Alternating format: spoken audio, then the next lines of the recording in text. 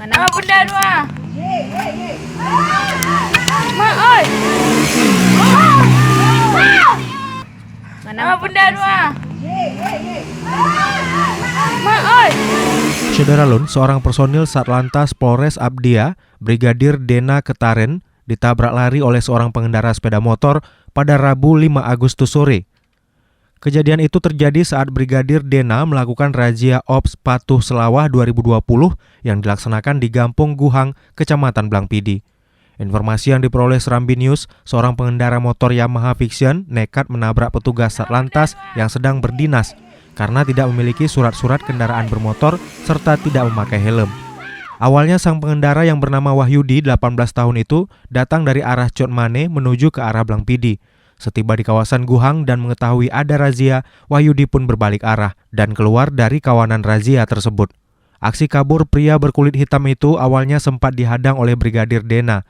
Saat berhadapan dengan petugas, bukannya menurun kecepatan, sang pelanggar itu malah menambah kecepatannya. Akibatnya Brigadir Dena pun terjatuh berguling-guling ke aspal setelah terkena setang sepeda motor pelanggar tepat di bagian perut polisi yang bertubuh jangkung tersebut. Aksi gila Wahyudi itu sempat dilihat sejumlah warga dan terekam oleh seorang warga yang berdiri tak jauh dari lokasi kejadian. Beberapa jam kemudian pelaku tabrak lari itu berhasil diamankan oleh personil Satlantas pasca videonya menabrak petugas itu viral di media sosial. Ia dijemput di rumahnya di Gampung Tengah, Kecamatan Kuala Bate.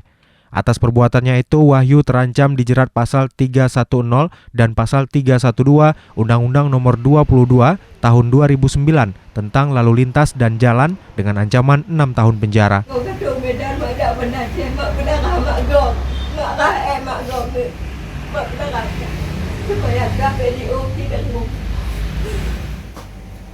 Udah ada.